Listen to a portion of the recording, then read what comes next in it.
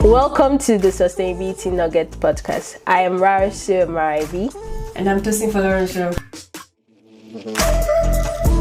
On this podcast, we learn about sustainability by discussing various related topics while focusing on three pillars: the economy, the society, and the environment.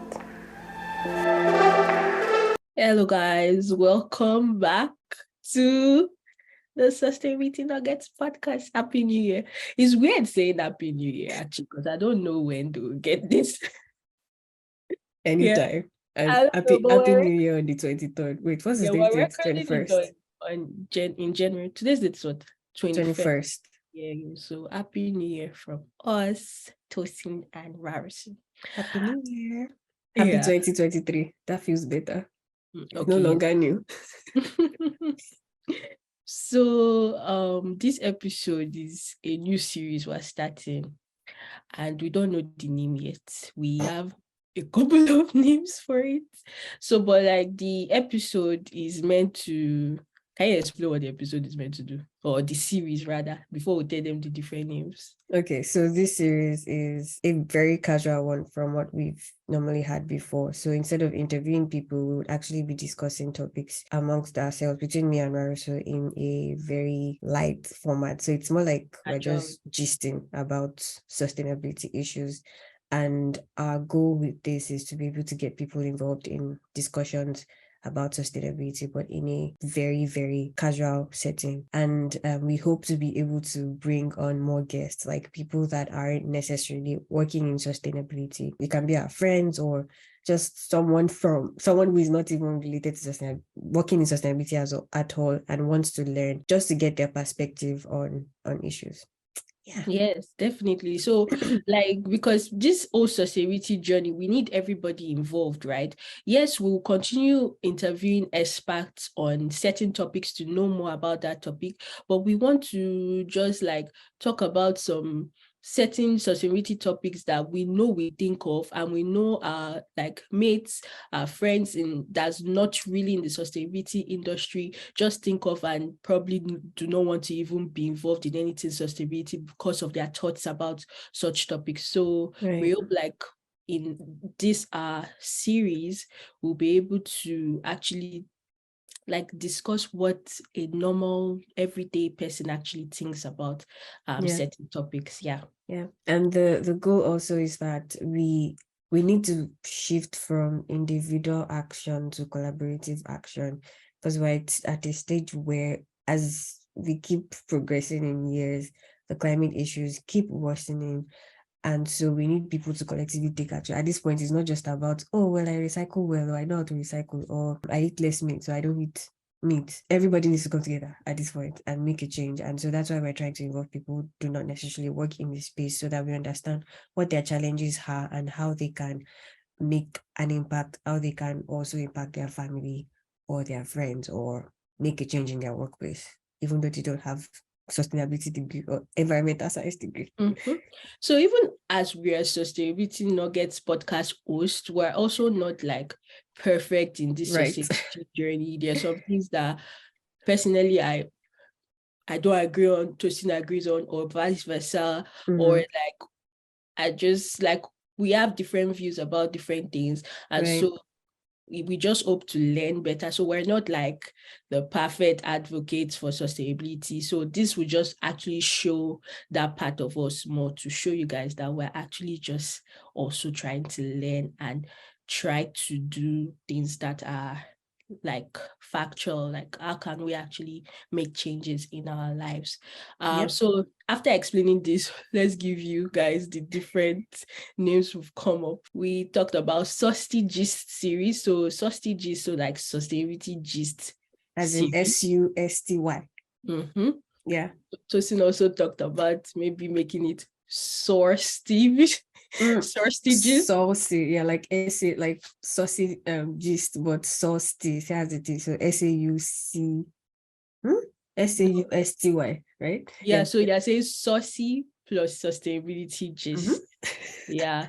Then I think another one that came up was the imperfect advocates. Right? Yeah. Yeah. So we're going to leave a poll on this episode and even on our Instagram. So another thing, we have an Instagram, a new Instagram account at Sustainability Nuggets. So please follow us there. And so we'll leave a poll there and on like the description of this podcast so that we'll get to finalize the name of this series. So today our focus topic is going to be fast fashion. But before we jump into that, is there any interesting sustainability concepts or news that you came across maybe recently?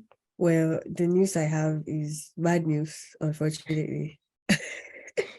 Because I mean, it's not funny, but where I live in California, we've been experiencing drought for a while, and then due to the recent extreme weather conditions that have happened, California has experienced a lot of flooding. And it has brought to light the fact that we are not resilient. We have not built resiliency to be able to withstand all of the issues, weather issues that comes with climate change, of course, but the extreme weather issues that we've been having. So a lot of counties were flooded.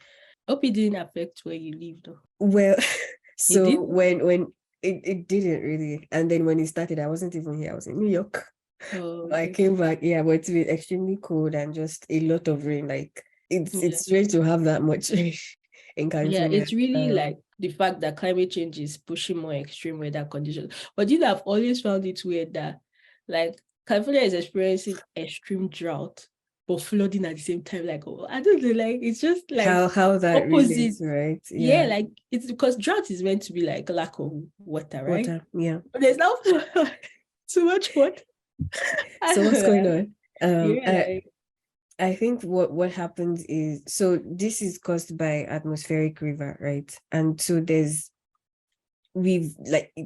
grounds have been dry for so long that as much as it's sucking in water, there's also no space to actually supposed to absorb the water. And so most of it is staying on the topsoil, and it's just and it's too much at once. So it's not, if it's just like rain falling occasionally or once to be or spread out within months, that's better. But it's like inches of rain that we haven't had all coming at once. So it's, I think, for a week, from January 4th, the week of January 4th, it rained all through that week, every single day.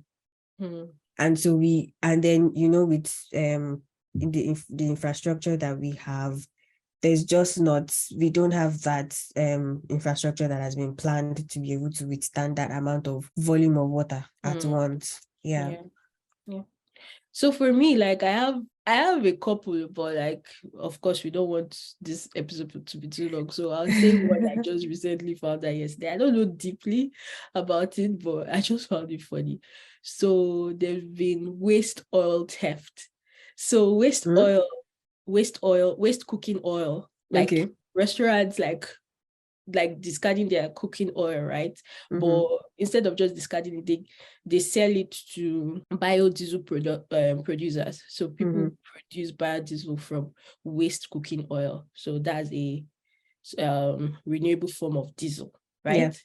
So but now people are actually stealing that waste cooking oil. So like oil siphoning fossil fuel crude oil. Yes, just like they used to siphon crude oil, like there's black market. They've transferred it to the green energy economy. It's just so funny, but it's not funny also, but it's just that like we're trying to move to this clean energy economy and all, but the bad behaviors from the crude, the fossil fuel industry is entering here. And that's why I think it's really important that they actually standardize their supply chain. And we have an episode coming up.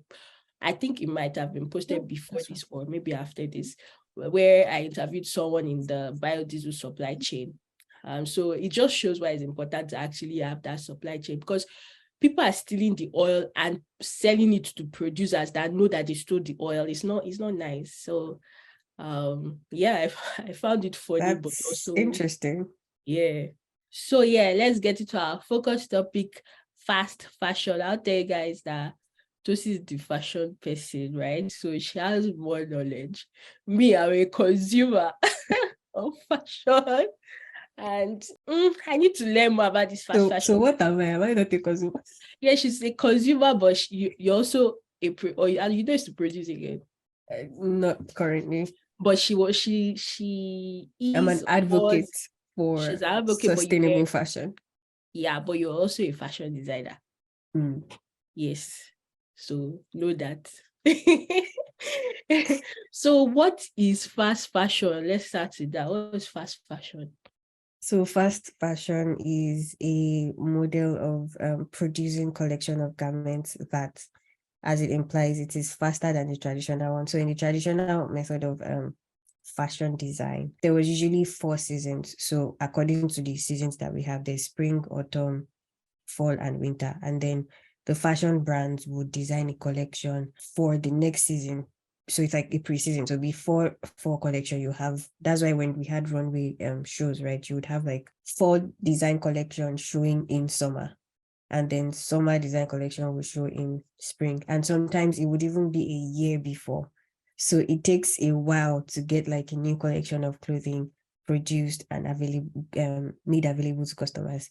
But now what we are having is that, so for fast fashion, it's like, okay, let's reduce this process. We are mass producing, right? And we want to make this available, and we want to make trends. We want to change the trends like every so often. And so the brands like Zara, H&M, I see that smile. That smile is like okay. Anyway, so those brands would make clothing. At first, it started with like every 6 months, and then it switched to every 3 months, and then now it's like every week. So fast forward from fast fashion, we now have ultra fast fashion, which is like every week or every other week, a new collection is out. Do you know And listening to this? Okay, do you also continue if you want? continue. Oh, okay. Like the fact, yeah, I get what you're saying, but the fact that them being fast is a problem. I'm like, is that what we've been? Sorry, we're Nigerians, in case you don't know. Also, but we're living in In America. case you don't know. Like, is that not what we are begging our Nigerian tailors to do? Like, give us clothes that way you tell us to give us clothes. Like, we'll give them, we have to lie so that they'll be able to do that. Because if we say, oh, we need this clothes in 1 month. Oh no, you have to you have to take your clothes like 3 months before so that you get. Yeah, exactly. So I'm like, is it not a good thing that people are fast? Like, why is fast a problem? So the problem with fast is that you are making billions of clothing per year. It has become a problem of overproduction. You are producing more than is actually needed, because most of the brands now have things we call dead stock, which is items they could not sell. What happens to that? That creates waste. And then with the consumer, so the quality has reduced. There's also labor issues. There are people behind these clothes that we are wearing. There are people making it. So so the way we talked about tailors in Nigeria, where you give them clothes 3 months before or a month before, just don't expect that clothes to come, because she has other customers that she's making clothes for, and it's just her. But in this case, it's like you have most women and underage children who are in places like Indonesia, Vietnam, Bangladesh, India. They are paid like 30 cents per day to work like 12 hours. Sometimes they won't even leave the factory to make all this clothing. And then there's a demand, like you must make 100 of these items by tomorrow. Yeah. That's so if ridiculous. such brands make the working conditions better, does that improve the concept of fast fashion? Because when you say 30 cents in Indonesia, that's really small, but like we cannot compare what they'll pay in America to what they'll pay in Indonesia, because the living cost is different, right? So let me say in Nigeria, let's say Warri, not Lagos, because Lagos people are expensive. It's not the same. It's not what I'll pay tailor in Lagos that I'll pay in Warri, but I'll even get the same quality or even better. And like the person in Warri is not suffering. Like what I pay them is good for their living condition. Do you get what I'm saying? Yeah. So But what comes with that is that's just one person, right? These people have, it might feel like, oh well, it's an economic opportunity. Like, what would they be doing if they didn't have that job? Exactly. That's what I was going to ask. Yeah, but there's also the part of how we how are they being treated while working? Yeah. Like, there's no, for example, in working conditions like that, there is no insurance. If you get injured on the job, you are disposed. Yeah. If you say you are sick, you are not getting paid for that day. Some people are exposed to toxic chemicals, because that's another, so part of why fast fashion is not good. Apart from the quality and the labor issues involved, there's also the part of the toxic materials that goes into making those clothing. From the stage of, okay, so if it's cotton or polyester, for example, you have clothes in different colors, they are dyed. What kind of dye is it being used? But do the normal fashion people not use dye? Which fashion people? Like the Luxury traditional brands. fashion people. Eh? Oh, well, being a luxury brand doesn't mean you're sustainable. That's Yeah, another that's topic for another day. exactly, because now, like, you're calling Zara H&M. So what do you want us to go and be buying like the luxury brand, which is expensive? Because even this Zara, no, they are not even cheap like that too. They're not cheap. So, like, I think apart from Zara, H&M, even Walmart, Targets, they all of them have fashion lines. And also it's good to, so they're not, you mentioned that if these brands make their working conditions better. So the thing is, it's a supply chain, right? So there may be 100 suppliers, or even 50 or 200 suppliers that are working to produce Zara's clothing, which and it's in each production stage. So from if it's cotton they're using, for example, we start from the farmer that planted the cotton, they buy the cotton, then the cotton gets processed, there's another person doing that, probably in another country. So a particular dress might have gone through like 5 different countries before it finally makes it to the consumer. And so it's like, and the luxury brands too, there are issues.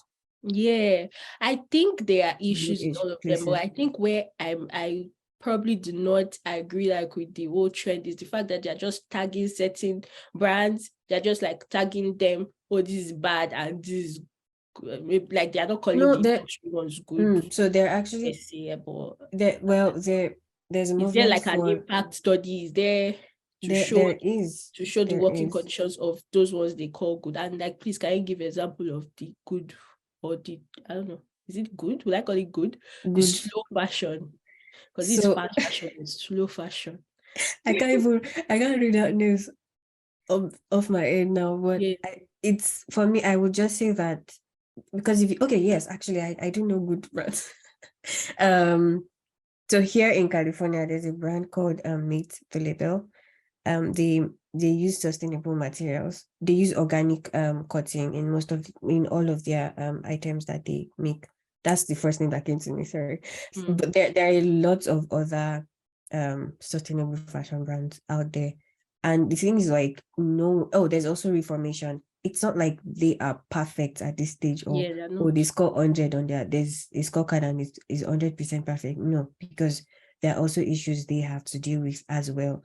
But it's just recognizing, like, with slow fashion, you can't be, if you're just focused on making profit. See how Shein has like grown so much, and no one is holding them accountable, which is a problem that the fashion industry generally has. So that's why I'm saying that even the luxury brands are not exempt. You have, so in other, like, even fossil fuel production, you have certain pollution regulations, right? Nothing like that exists in fashion until France had passed a law last year that goes into effect this year, that now requires that fashion brands must deal with their own waste. Like, the responsibility is not left to the consumer to deal with the waste. Then in New York also, New York passed the Fashion Act last year to also regulate how textile waste is being recycled.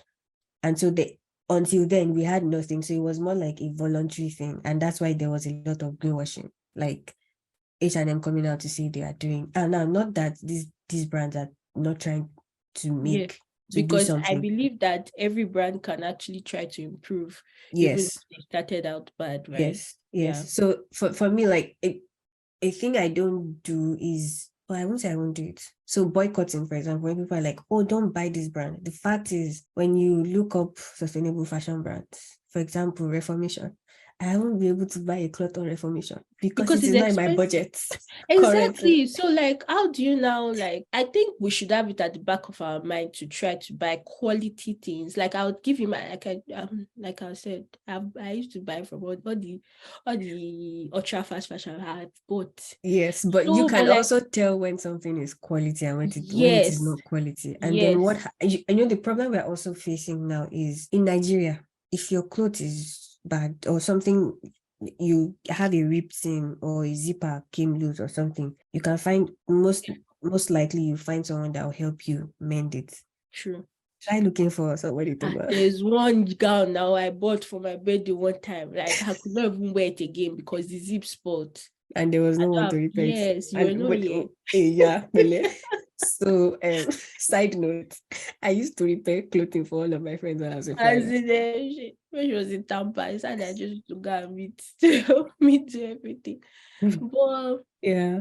yeah, like the price tag is also Mm-hmm. a major problem for Mm-hmm. like regular folks like us. Yeah. Cannot be affording to buy Yeah. $200 shirt, 150, like you get. But Mm-hmm. like I will also say, like, yes, I'll give you my experience with Shein. Like I said, Shein, there used to be like cheap things when you enter, right? And I've Mm-hmm. tried buying those really cheap things, and trust me, their quality is not good. Like I bought one gown one time. I wear it once, the second time tinto. I could not wear it again. But do you know I later, and this is not me advocating for Shein, but I later discovered that there were different levels in Is it Shein. price levels or Yes, quality yeah. levels?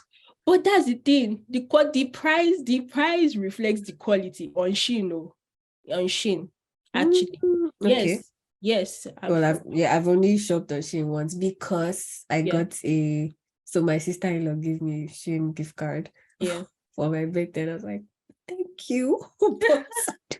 But yeah, so like Fashion Nova, I used to shop on Fashion Nova, right? Fashion Nova had trending things and all, but trust me, their stuff was it was expensive at a point. And I now discovered that because I'm shopping on Fashion because I like the styles.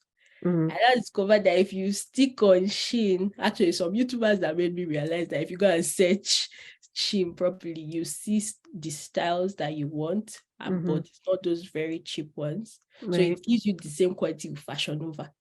Do you get? But Fashion Nova is also ultra fast fashion. So, but it's just that like those cheap ones, really cheap ones on Shein were just really low quality. So this other like tier of stuff is not something you Yeah. wear once, you wear it a Yeah. year, two, Yeah. do you get? Yeah. And I also discovered that they had like different storefronts.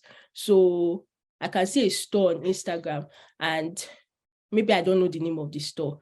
And so I can't buy from because I've bought things on Instagram that never got delivered, right?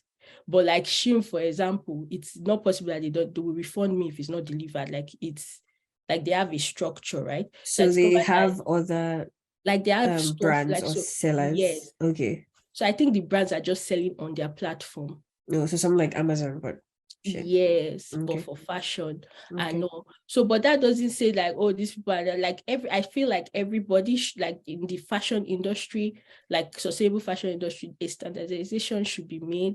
And like, for example, in Amazon, I don't know if they still do it. One time they brought out one climate pledge badge to Yeah. show Get like climate pledge products. products, right? Yes, to show products that I don't know. Well, I don't know. fashion brands have that too. Like if you shop on go to Nike, go to Adidas, almost all fashion brands now carry They that. have the But we're not really addressing the main problem of do you have to produce so much in the first place? okay. Because not even everything gets sold, and then the quality. Now I get the fact that, for example, if I'm telling a student So like, with a sorry, but syllabus, what is like now making up the climate pledge? Because that's the next climate thing, pledge like the for badge, because it should be that they are meeting certain criteria before they are like putting that badge. It should not just be greenwashing and say, oh, this is green, or do you get what I'm saying? Like yeah. Amazon now, I believe that is a big company that should have a sustainability team to be able to assess products before they actually include it in their climate friendly product. So climate pledge, for Amazon sustainability, the climate pledge is a commitment to reach net zero carbon emissions by 2040. Okay. So it's just talking about the environmental impacts. Yeah. So what they're saying, like if you buy a product that has the climate pledge friendly badge, then it means that something in the process of production has been made to meet that target. So it's like Amazon has like different sellers on different brands. So it's like filtering out the sustainable brands amongst them, or sustainable suppliers. But we're saying sustainable. That's the thing, like that doesn't really mean sustainable, because this net zero is talking about just energy. So just energy, right? Right. Not even the entire, just energy part of the environment. Yes. So it can be, maybe this company only uses solar, or they have found a way to reduce their energy usage, or they have found a way to be energy efficient. They can be a plethora of things that make up what makes them what makes them included as part of being climate friendly, or having net zero emissions. So it could also be like, okay, maybe this was made locally. Like if I'm shopping for something that is produced in California compared to something that is produced in China, it has to be shipped all the way. That's definitely reduced emissions. Yeah. So, but like from what you've told me, fast fashion and ultra fashion is, you should not only look at like the environmental, like in sustainability, environment is one part, but we have there's also the people, economic, right? Yeah. So the social part, which is really how they are treating their workers, like there should be like standardization for that. Yeah. And it should be transparent to like the public, so that we can make informed decisions. Yeah. But another thing is really the economy, because you really need to produce products at price point for people in different economic let's say sector. Do you know what I'm talking about? Classes, yeah. Because not everybody can afford a certain price point, right? But so that's it. That's the argument that these brands will make. Like, we are making clothing available to every person, middle income, low income class. You all there's a place for you. There's a but I think like equality should be standard there should be a minimum quality standard. And for me, like off my heart, like I'm like, if there's a sustainable brand that you want to make price point for everybody, then maybe there should be a second-hand version, right? That will be second-hand, or I'm a big advocate for repairs and the availability of, should I say, maintenance, not even only on clothing at this point. On most products, there's something we call planned obsolescence, which is your products are now being made to break down after a certain period of time. And so, and then you don't have opportunities to actually get them fixed. So it's pushing you to go and buy a new one. When you want to repair a phone and it's like, oh, well, you need this particular amount, which is almost how much you would pay if you are maybe paying installmentally to fix it. I'm like, I'll just buy another one instead of repairing it. I recently bought a vacuum, and the vacuum I bought, it hasn't been up to a year, and it has stopped working. Okay. But like when you talked about that phone one, for like Apple, even if we're going to change it, like we're giving them it back to them. So that is progress, but that definitely is progress. But there are other electrical appliances. Like, there's just a lot of things you can think of now that are electrical appliances, and how many things can you find a fix for? And so if your toaster gets broken, do you know where to take it to? If your microwave oven gets broken, if your refrigerator gets broken, like, you'd have to call these companies to help. Most likely they're the ones that would come help you fix it. And usually the fix is either a replacement. So why is it that we can't actually fix the one that is broken? So with fashion, I would say it's really making available opportunities for people to be able to repair their clothing. Or also, and this now comes to the consumer, like, being educated or knowledge can be a privilege too. Like, the reason I know so much that I know is because I did my research about these things, and it's because I'm also just really passionate about reducing waste. I don't like the concept of waste. Like, I feel nothing should be thrown away, everything can be used. And because of the culture we came from. Exactly. I was about to say, Africans don't know what you're talking about, because there's Obioma, do you know what Obioma is? Do you know what People that Obioma is? repair. Yeah, In like, Yoruba land, we call them Ejikani shop. Like, yeah, you remember those tailors that would put their sewing machines on machines, their yeah, shoulder. yeah, Yeah. yeah, they are There's, there. there's But like even in this place, right? If you go to the mall, I think you see tailors, but honestly, I've not used any one of them because I just feel like they're expensive. yeah, But maybe they are yeah. not though. Are they? Some aren't. If you go Yeah. to like a dry cleaner's place, you would most likely find someone that does alterations. Oh, okay. Um, yeah, but it's That's not something. widely available. And Mm. so what I do within my job, like one of the events that I host is a repair clinic, and it's providing access to that. When you ask people like, do you know you can repair their clothing? Where? Most people just don't know. Like, so Yeah. it's creating that awareness, communicating and engaging with people that you can actually there are opportunities like this. And I also try to teach people, like, if you are able to, I know not everyone has the luxury of time to say, oh, I will get a sewing machine and I can learn how to repair my own clothing. Not everyone can do that. But Or if you can it's get them. My yeah, mother told me when I was growing up, she told me that. that was, you should get a sewing machine. She told me a virtuous woman always has a sewing kit. Yes, It honestly. is true. And I Do had you to have my, like, I know how to sew. oh, Right. that's good. Yeah, I do know Well, how I to did sew. not know that, Yeah, I really. do know how to sew. It's just that I didn't continue it. Like, so I don't know how to use machine, right? But my Okay. mother knew how to use machine, but she, like, I know how to, like, And down. sewing. Yeah, I Yeah. can actually, like, So you can sew survive it if you're by. at the wedding reception. Yes, yeah, yeah, Do yeah, I you can. know I've had many experiences with going to a party or a wedding. I recently went to a party last July, and I had my sewing kit with me, and there were like up to 5 people that I had to help them with their dress. So let's know so that the episode doesn't go too long. Let's Yeah. just close on So like for point, action action point. items. Now I understand not everybody can afford sustainable fashion brands. There are some sustainable fashion brands that I cannot afford either. But look for, there are other options out there depending on where you are. If you are from a US standpoint, there's secondhand clothing, and it's Thrift not, stores. yeah, there are thrift stores, and there's even an online consignment company called ThreadUp. I've actually shopped What? ThreadUp, Oh, tread up. T Tread up. THRED up. Okay. Yeah, and then there is, if you can learn how to at least mend your own clothing, and then also thinking about how to care for your clothing so they last longer.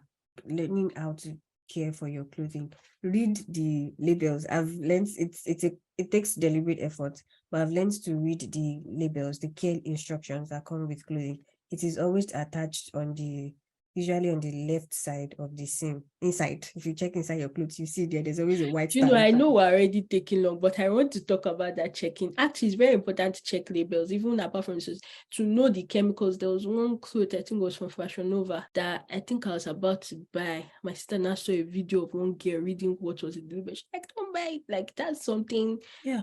that could affect female health. Like, Yeah. yeah. Oh, So, we could go into, we have a podcast coming up where we'll talk about healthy clothing, and it's also thinking about your health when you choose clothing. That's a separate conversation for another day. So yeah, like, read the care instructions. Some clothing will say don't wash only in cold water. Well, I wash all my clothing in cold water now because it's warm. If you're washing consistently in warm water, it actually would destroy the clothes faster. what about the Dry. So if you are able to, again, if you are able to, it is recommended that you actually dry, like air dry, most of the Yeah, but clothing. most of But it's, no. yeah, it's not always practical. So in that case, what I do is you can get dryer balls or like dryer sheets so it dries faster. And then Oh. for me, I never use the high heat function. It's usually between ultra low or medium when I have to Okay. dry my clothes. But because we're also in the cold season and it's been raining and there's a lot of humidity, my clothes don't get dry faster. So I've had to use the dryer often.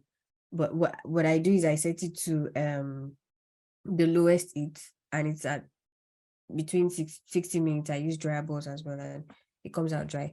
In summer, we have a lot of sun in California. It gets really hot. So I'm able to just wash my clothing, and then I put them I spread them out. I have like drying rack, and I spread them on the rack to dry. There are also some clothing that you don't have to wash every time, like denim. You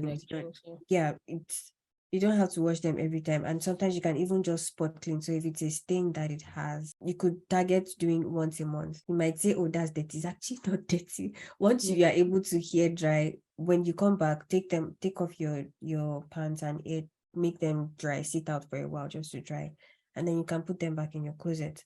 If you have stains on them, you can actually spot clean that stain instead of washing the jeans every time. It also makes your jeans last longer. Yeah. So if you are able to make your clothes last longer, then you don't have to always buy every time. Yeah, I think makes it last longer. You don't.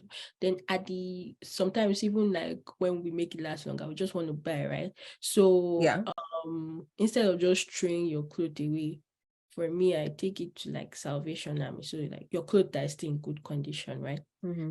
Take it to places like that they can give it to people that need clothing. Then for clothes, I would recommend find a local charity organization that would actually give it to people that I need within that region. Because what happens sometimes is most of Goodwill, nothing against them, Salvation Army is like, it's passed to people around the community, but also most of it gets shipped out of the country to Africa, and that is to sell. Yeah, that's what makes up secondhand economy in Nigeria and other African countries. I don't know. So those clothing are shipped in bill. So when you donate your clothing and you give it out, it's shipped in bills to places like Ghana, Nigeria, and so that's why you have a whole secondhand market in those industries. Then you can also try to resell clothes that you don't like. Me saying this is me talking to myself. There are some clothes I've worn only once, and I'm not wearing anything in that. But like it's just in my closet because I've not either like I give it to someone at the end of the day, or there's I know that they can resell. So you can resell on ThreadUp. You can resell on Poshmark. With ThreadUp, it's easier because you just ship the clothing to them. But with Poshmark or other like brands like online platforms like Mercari, so for that one you have to post the item yourself, ship it yourself, and all that. It's if you're willing to do that more work. I don't have the time to do it. So I think it's the Mercari I knew. So just the whole idea of snapping, shipping, I just left it. So I'll check those other ones. Okay, thank you guys for watching. Please let us know what you think about this topic, like the whole fast fashion discussion. Do you think it's not really a thing, or do you think what are the ways you think it can be better, or what are your thoughts against it? So if you're against it, if you're for it, let us know. Remember to follow us on Instagram. You can tell us on Instagram or on YouTube. Feedback, you can comment. And I think we'll be leaving like a form on this like episode, on the screen of the episode, for like questions and all, so that you can send in questions. If there's also any topic you'd like to like us to discuss, actually, you can submit that in the form when we make it available. So thank you guys, and see you in our next episode. Bye.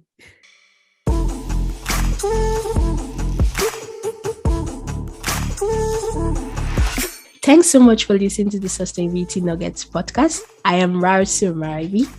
And I am Tosin Folarunshaw. If you enjoy this podcast, please leave a rating and review on wherever you listen to your podcast.